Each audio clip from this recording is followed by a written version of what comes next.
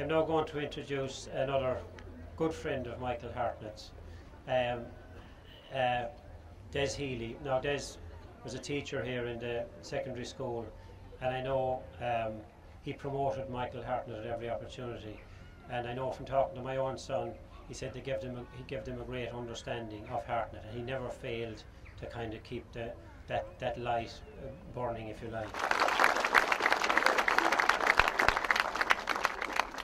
Thank you, Des.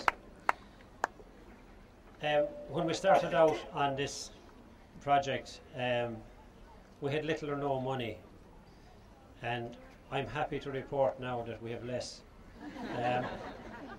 We're actually in debt, and but just a little point on that. We needed to borrow money from the credit union, and we needed 6 people to sign and guarantee the loan, and nobody had to be asked in the community council. There was volunteers coming from left, right and centre. But having said that, you know, between the time we started and now, we have this magnificent piece, and I suppose it could not have happened without the support of West Limerick Resources, who grant-aided this project to the tune of 75% to the rural development scheme.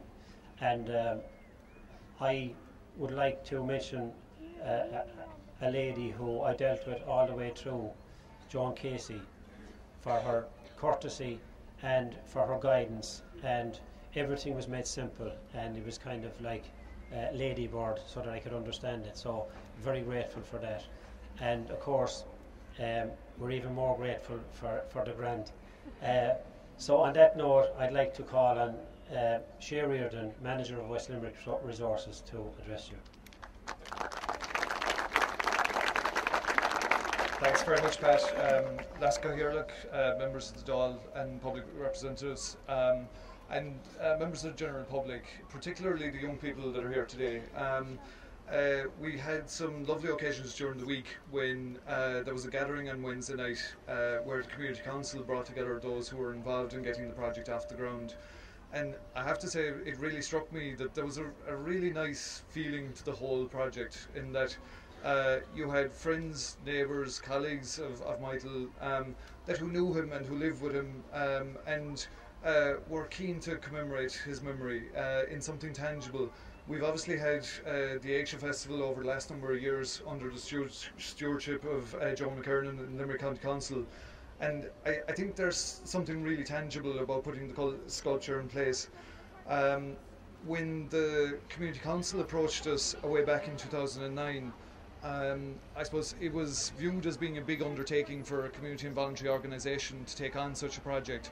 And I think there's great credit due to both Seamus Hunt, Pat McLaughlin as I think designated project manager, and a number of colleagues in the Community Council to take on an initiative like this. There's a certain amount of sensitivity and I suppose approach that needs to be taken in putting something like this in place, and it may come as a surprise that it actually took 2 years of ongoing work and commitment to get this to come to fruition. And I think there's great credit due to the team, and maybe we should acknowledge that with a bull bus for the team today.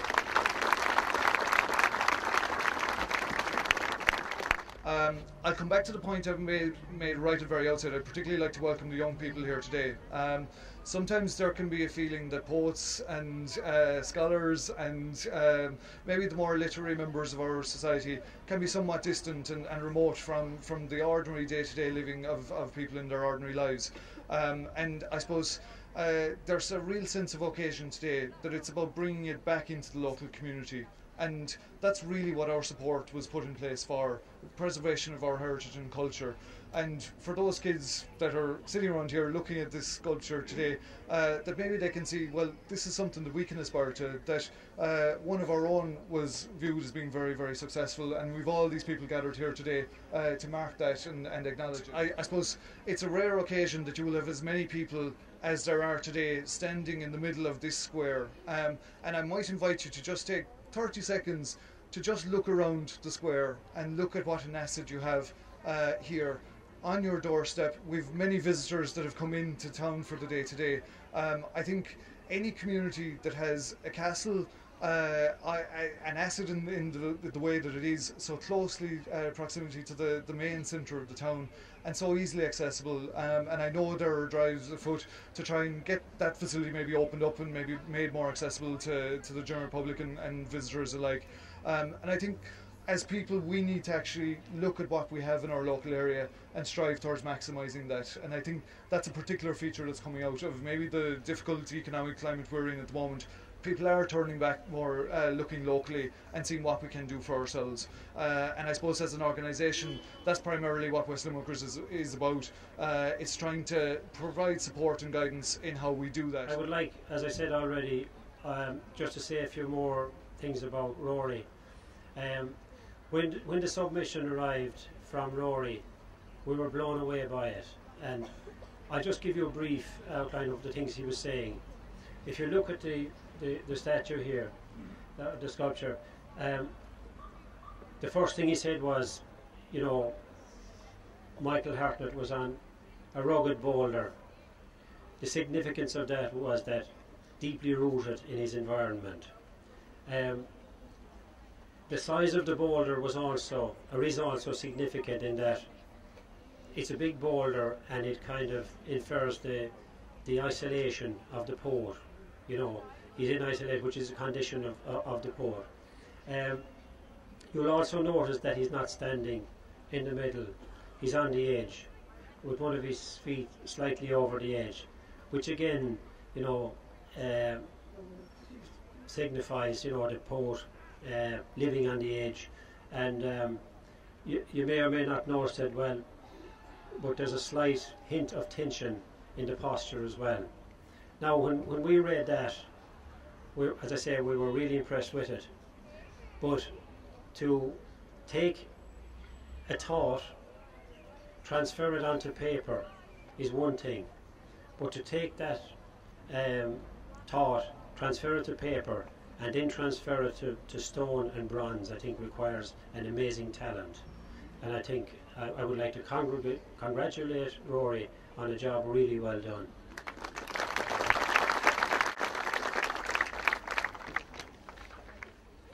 That brings us on to, I suppose, the highlight of the day. And we're very lucky to have in our midst today a distinguished poet, a friend of Michael Hartnett's, but also a friend to Michael Hartnett. And we are absolutely delighted that he took time out of his busy schedule to come and honour us with his presence and perform the unveiling, which is I think a special and a historic day. So without further ado, I would like to call on Paul Durkin to come and unveil the statue. What a wonderful way to commemorate Michael Hartnett. To plant this bronze reincarnation of him in the very middle of Newcastle West, in the middle of the town square. To pay rightful tribute to him and to his work and to his name and to his family and to his ancestors and to his lineage, that ancient aristocracy of poets to which he earned his right to belong. Although he was a true-born, lifelong, radical Democrat in the sense of Walt Whitman's idea of democracy, Michael Hartnett's deepest sense of himself as a poet was of as a filler, one who belonged to an ancient aristocracy that would never and could never be defeated.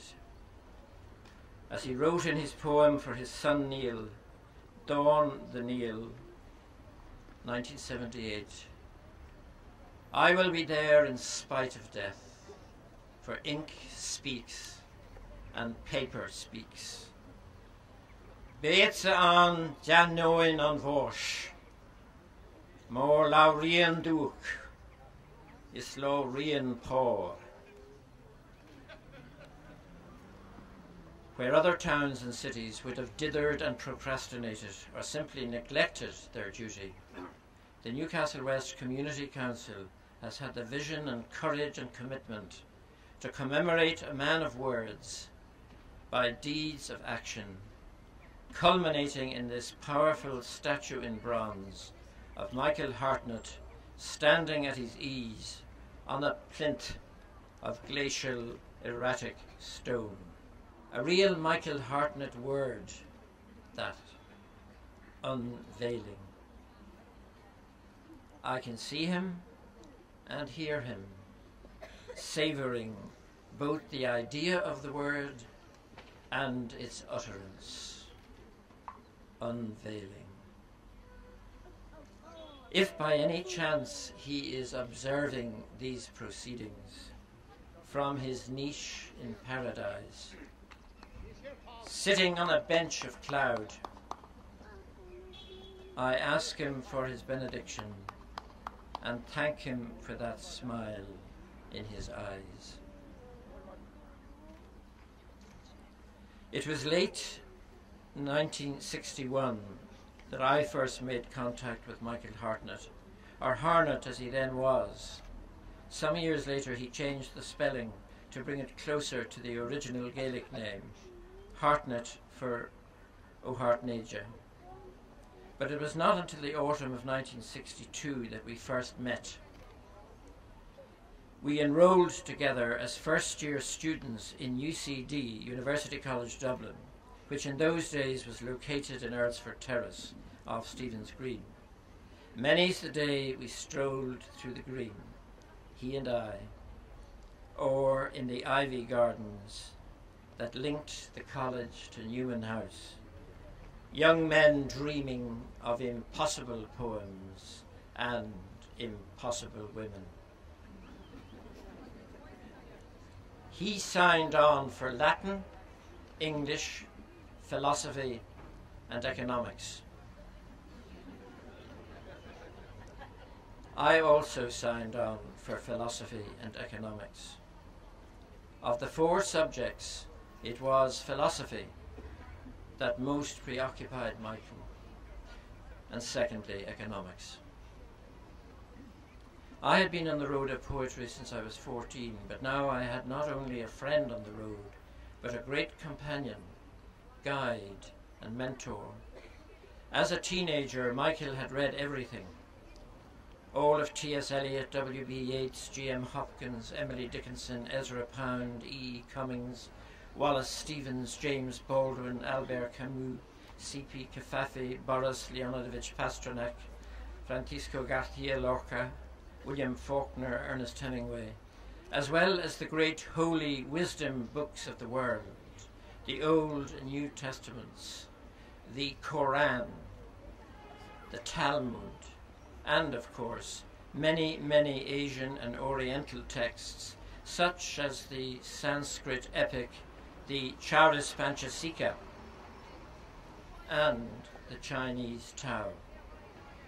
Perhaps the book that seemed to have the greatest effect on him was the King James Bible. To this day, whenever I read Michael Hartnett's poetry, I can hear cadences and usages from the King James Bible. This, of course, was the English translation of the Bible, first published in 1611, under the auspices of King James I of England.